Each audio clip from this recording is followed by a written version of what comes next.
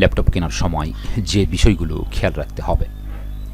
কেউ যখন কাউকে প্রশ্ন করে যে কোন ল্যাপটপটি সবচেয়ে ভালো, তখন প্রায় এই কথা শোনা যায় যে এ প্রশ্নের কোনো পরিষ্কার উত্তর নেই।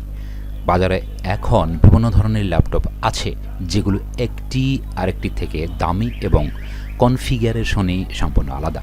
আজকে আমরা জানব উইন্ডোজ ল্যাপটপ কেনার সময় যে বিষয়গুলো খেয়াল রাখা দরকার। 1 নম্বরে আছে আকার। ল্যাপটপ কেনার সময় মুখ্য বিষয় হয় যদি বহন করা, তাহলে নোটবুক কেনাই যথাযথ। নোটবুক কেনার সময় নোটবুকের ওজন দেখে নেওয়া দরকার। যেগুলো আল্ট্রাবুক হিসেবে চিহ্নিত থাকে সেগুলো কেনাই সবচেয়ে ভালো, কারণ এটা যেমন হালকা তেমন সরু। 2 নম্বর, স্ক্রিনের মান। যেহেতু ল্যাপটপের স্ক্রিনের দিকে আপনাকে সবসময় তাকিয়ে থাকতে হবে, তাই এমন স্ক্রিনের ল্যাপটপ কেনা উচিত যাতে স্ক্রিনটি আপনার সাথে খাপ খাইয়ে যায়। স্ক্রিনের আরও একটি উল্লেখযোগ্য বিষয় হলো এর রেজলিউশন কত তা দেখে ল্যাপটপ কেনা। এক্ষেত্রে 1920x1080 পিক্সেলের স্ক্রিন সকল কাজের জন্য আদর্শ বিবেচনা করা হয়ে থাকে। কেনার সময় অবশ্যই একবার ল্যাপটপটি চালিয়ে দেখে নেওয়া উচিত। স্ক্রিন যদি আলো প্রতিফলন না করে তবে সেটা যে কোনো স্থানে চালানোর জন্য ভালো হবে। 3 নম্বরে আছে কিবোর্ড। ক্রেতা যে ধরনের কিবোর্ডের সাথে স্বাচ্ছন্দ্য বোধ করেন তাকে অবশ্যই সেই কিবোর্ড সম্বলিত ল্যাপটপটি কিনতে হবে। কেনার সময় অবশ্যই দেখে নেওয়া উচিত যে কিবোর্ডটি ব্যাকলিট আছে কিনা। ব্যাকলিট থাকলে অন্ধকারেও ল্যাপটপের বোতামগুলো দেখা যায়। মাঝারি দামের ল্যাপটপের কিবোর্ডেও আজকাল লাইট থাকে। 4 নম্বরে আছে সিপিইউ এবং গ্রাফিক্স। বাজারে এখন ইন্টেলের কোর আই সিরিজের সিপিইউ বা প্রসেসর বেশি চলছে, কারণ এগুলো একই সময়ে বিভিন্ন কাজ একই সাথে করতে পারে।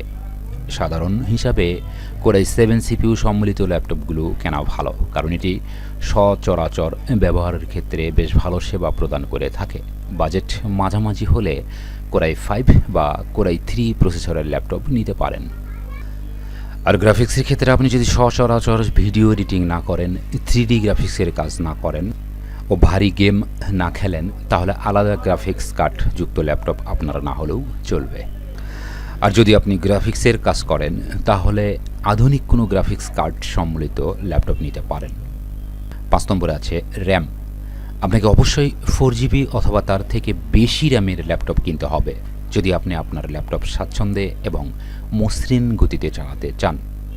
6 নম্বরে আছে হার্ড ড্রাইভ। ল্যাপটপের হার্ড ড্রাইভ বেশি দেখে কেনা উচিত, যাতে করে পরবর্তীতে প্রয়োজনীয় তথ্য সংরক্ষণের জন্য জায়গার অভাবে ভুগতে না হয়। 7 নম্বরে আছে ব্যাটারি।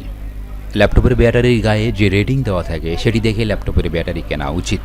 যে সকল ব্যাটারির গায়ে 44WH বা 50WH লেখা থাকে সেগুলো বেশি সময় ধরে চার্জ সংরক্ষণ করতে পারে।